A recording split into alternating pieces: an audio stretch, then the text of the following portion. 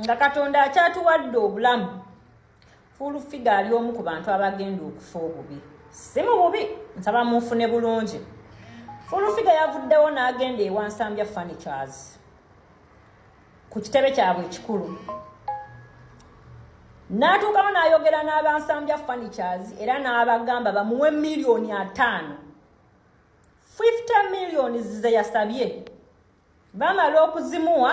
asobole okubeera ng'awolereza Nsambya ku nsonga eziri wakati we ne mukyala we. Nsambya yayimiridde gye yayimiridde n'akuba essimu n'abagamba sirina miliyoni 50 ge ngenda kuwa mukyala oyo kumpolereza kubanga nze ndina obujulizi mu ssimu yange obulaga nti mukyala wange Irene Mirembe yayenda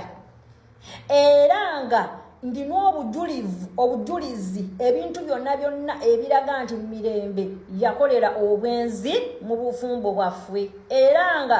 obwenzi Mirembe bwayenda ku bbaawe alina enkolagana n'omuvubuka owatuli bulala family.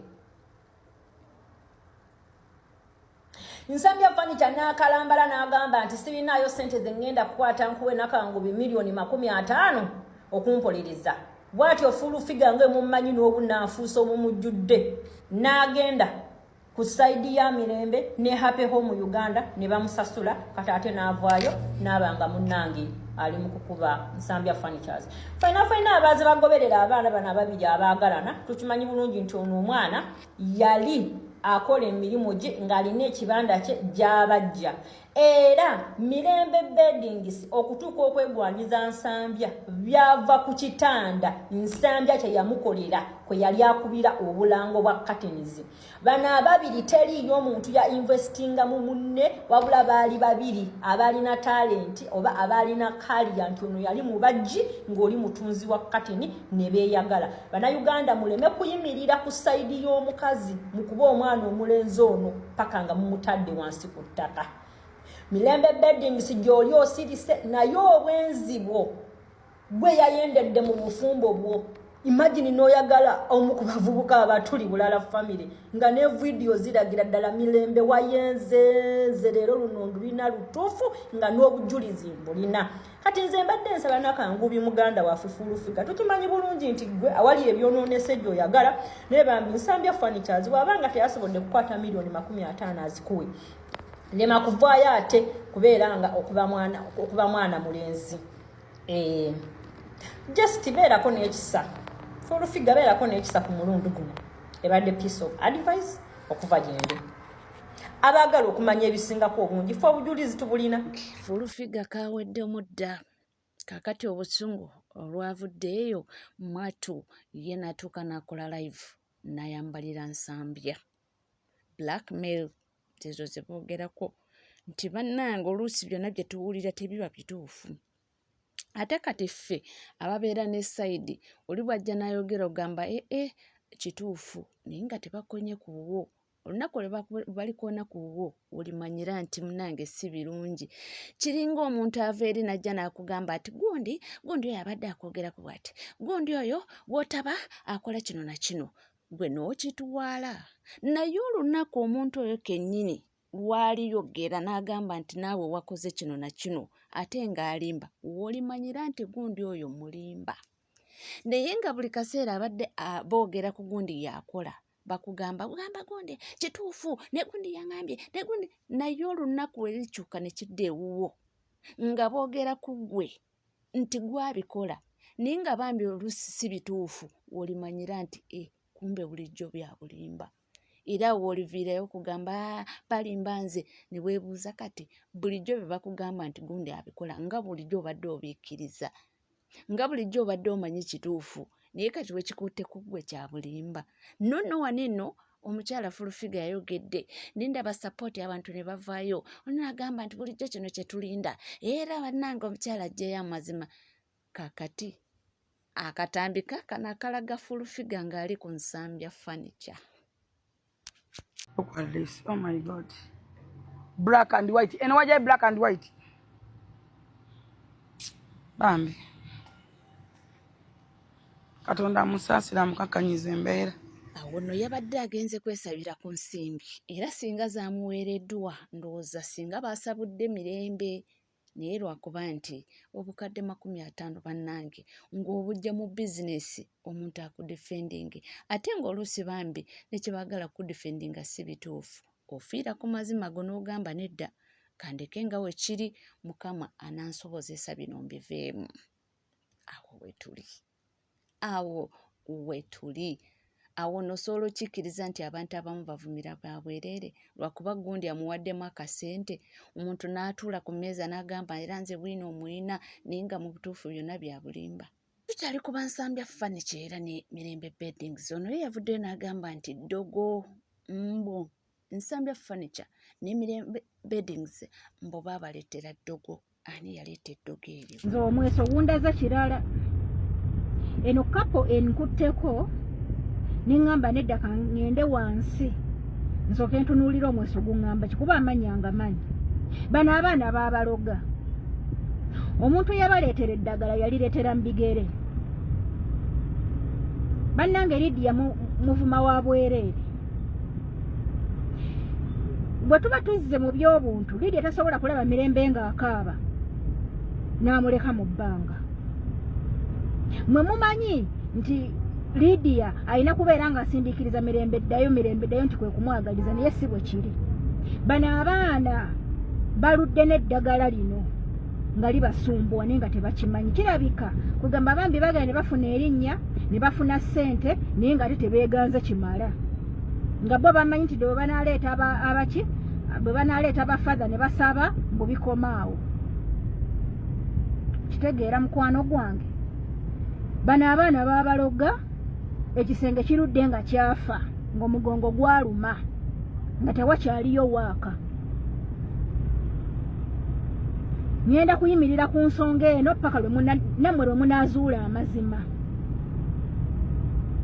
ate era omuntu eyabaloga essaawa eno tannanyiga wadde ekigambo balina n'emmotoka erimu eddagala naye nga sigamba nti omuwala yagambye oli ani Lydia ye yalireeta nedda waliwo yabateera eddagala ku mulimu yalireetera mbigere eddala n'aliteeka mu mmotoka emmotoka ekola emirimu mujja kubiraba kuba sitera kulowooza nti no nyinza okulaba obubi ate era sobola kumala galaba nenzija wano ne mbagamba bye siinaako buki bukakafu naye nga bano abaana baabaloga otuvuddewo nga tweyongeddeyo mu mawulire ag'enjawulo tugendeko ekiri e Masaka ew'omugagga Bitanda yafuna akabenje era abantu batandise okugamba nti nedda kano tekaali just kabenje nti akabenje kano kalabika kaalimuko ebintu ebirala enkaayana eri wali maama wa Bitanda agamba nina okuziika omwana wange ku bijja Namwandu agamba nze nina okuziika omwami wange wali mu maka gaffe ge tubadde tuzimba gali kalina abamu bagamba nti maama wa Bitanda ayeeyogeddemu bubi era munnange ye jjajja eyasoose ndowooza nze okuwulira nga jjajja agamba bamuwe omwana owuwe aziike ne Namwandu bamuwe ababe aziike gy'oli nti bali si bazzukulu be era nti gy'oli nti agamba nti bali abaana si ba mutabani we bantu maama w'omugenzi yayogeddemu bubi saayagadde ngeri maama w'omugenzi Bosco gyayogeddemu mu kooti bw'ogendanga mu kooti totandika blackmail eyo maama w'omugenzi bebadde ayogera simanya yali oyo omukazi agala muwa butwa abaana si babe we babakebera nga babe watifu bakola DNA nga maama w'omugenzi oga nti abaana si babe kati eyo blackmail ate kooti tekolagana na blackmail ekolagana na facts maama w'omugenzi yandigambye nti ssebo ow'ekitiibwa omulamuzi omusajja ono ayina abakyala abalala because nabo balina right ku mugenzi era beetaaga okumulaba mu mateeka we muba mukayanira ekintu nga mwenna mulina rights bakiteeka mu kifo ekiri neutral oyo omusajja Bosco alina okuziikibwa mu kifo ekiri neutral bonna interest wezisobola omwakisesingira nkiddemu amagezi gazze kooti kyeyina ossala Bosco omugagge yafudde gwe bakayanira bayina omuziika mu kifo ekiri neutral whereby all his children bonna abaana be oba bava mu kyala ki we basobola omwakisesingira kyali ku nsonga za famire famire yafiiriddwa ono agambye nti bakikakye era naye ayinamu ebibuuzo bingi naye nga Ansantini mu kufa kwa mukulu ono n'abaana mu bigambo byayogedde bw'ati famire eyo gye mulaba bakika kyange kyentegeeza nti tweddira omuziro gwe gumu ogw'ennyonyi. Taata yabadde atwala abaana be ku ssomero naye abaana babadde basomera Mitala Mayanja n'olwekyo yabadde abatwala ku airport era baafunidde akabenje ku Entebbe Road. Ndowooza abasinga mbadde mugoberera amawulire ago. Kyewuunyisa kubanga okufa kwa famire ng'eyo nga taata n'afa n'abaana b'omulundi gumu tekutera kubeera kwa bulijjo. Naye kankomaawo abalala bajja kugamba accident zibaawo, yes, nange nkikiriza zibaawo newe nkomaawo. Naye ekyewuunyisa olunaku lwajjo namwandu yagenze mu kkooti n'awaaba naye ng'ayagala bamuwe omulambo gwa bba aguziike ku maka ge nga naye ab'ekika bagamba nedda omulambo tugutwala wali we baaziika kitaawe naye wennyini we tugenda okumuziika.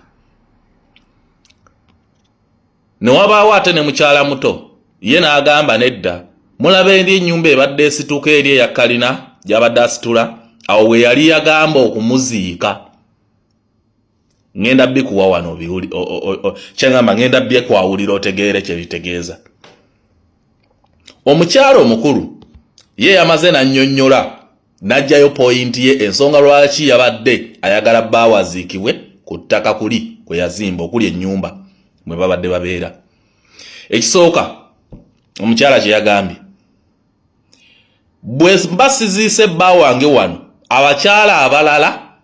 bajja kwagala ogintwalako kubanga amaka gano gajja kuba tegalinaawo kyamaanyi kigalemesa gatunda.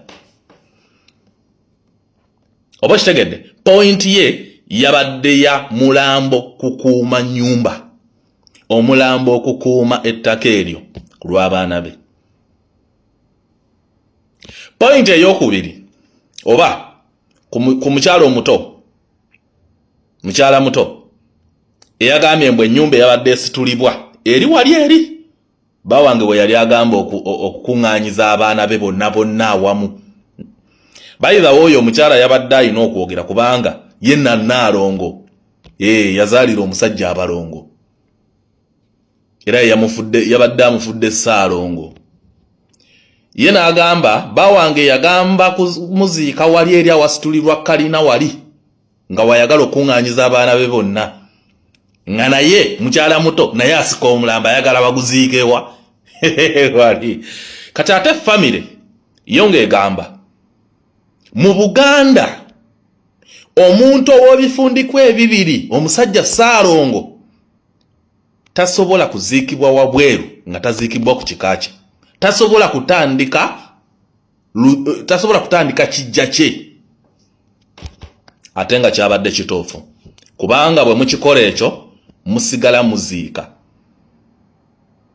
Bano ab'emikwano bo bajja ne bakola batya ne babaziike, musigala muziika. Musobola okufiirwa buli kaseera ku lw'eyo ensobi gye muba mukoze. Mu Abaganda muyinza obutabitegeera era temujja bimanya era tetubasaba mubitegeera. So famire nebeera ntuufu okutwala omulambo of course n'omulamuzi kye yakkiriza omulamuzi yabagambye kimu bagende bateese era bwe bagenze bateese yabawadde omulamuzi ow'eddaala erisooka abatabaganye oba abatuuze basobole okutabagana ne bateesa ne bakkiriziganya mukyala mukulu nakkiriza ne bamukkiriza atwale abaana be abaziike ku ttaka eryo naye ne bakkiriziganya omukulu oyo taata w'abaana ye bamutwale ku kika kye bamuziike kitaawe we yakola ki kati ate omukyalo olwamaze ne yeefuula ndowooza ng'amaze kirowoozaako n'agaha bwe ntwala abaana bokka amaka ago gaba tegannanywera njagala omusajja atlist atandike ekijja kye wano ate ekintu ekitali kituufu kubanga n'abaana abo famire naye yabadde esobola okuresistinga bonna ne batwalibwa ne baziikibwa kitaabwe ate naye waziikibwa bukyabadde kirina okubeera naye olw'ebyenfuna abantu bye baagala buli omu wabadde olaba ng'asika zawuwe kubanga ne famire ate nayo osobola kitunyanga yabadde singa batwala omulambo guno omukyalo ono n'atwala omulambo ebyenfuna bya mutabani waffe ayinza obyeza byonna ebyenfuna bya muganda waffe ayinza obyekwata byonna ne tutafunamu kubanga yabadde mpaji nzigumivu mu kika oba mu lujja lw'ewaabwe byanfuna naye nga kitalo nnyo ekyaba ekika kyange ekyennyonyi tuba tufiiriddwa nnyo tuba tufiiriddwa ddala awulire gannaku nnyo era gannaku ddala naye nga byonna bigenda mu maaso anti nkugambye nti ebizibu bwe bibaawo webiti abantu bateekinga side abamu bagamba omukyala mubi omukyala okayanira otya omulambo gwa bbaawo era bino bannange si byangu by'okutegeera tetumanyi ntalo ezibaddewo nga ne mwami abadde akyali mulamu kiyinza okuba nga bino bye tulaba wano nga byatandika dda nga ne mwami akyali mulamu kiyinza okuba nga tewabaddewo nkolagana eri awo ew'omukyala ow'omugenzi mukyala mukulu gwe twogera kubanga ye maama w'omugenzi yalaze nti ali ku sayidi ya Naalongo ono omutabani we gwabadde ayinamu abaana abalongo ogwoyinza okugamba nti mukyala muto maama ye yalagiddewo tali ku sayidi kubanga era yayogedde ne mu kooti nti ono omukyala mukulu yali ayagala kutta mutabani we bingi nnyo bebamanyi so naye agambe nti ye asapootinga maama nti omukyala ye essaawa yonna asobola okugenda n'afumbirwa ewalala naye maama yafiiriddwa nnyo mutabani we so nti baleke maama aziike mutabani we kugambye buli omu alina endowooza ye buli omu alina nga walaba ebintu namwe kambabuulireko kino ekintu nze neewunya nnyo omukazi naffe tuli baka nange ndi mukazi omuntu ava nakanya omulambo gwa bbaawe ng'afudde kati kambuuzeemu mubadde mukimanyi nti waliyo abakazi abakafiirwa abasajja abawera abataano senga ogenda okayanira emirambo oliba otuusa awa nina guziika kambabuulireko omuntu yenna ekigambo kye bayita maama talikyuka maama tasobola kukyuka ne muka bosiko enkya asobola ofumbirwa asobola ofuna omusajja enkya n'afumbirwa ne bosiko n'amwerabirira ddala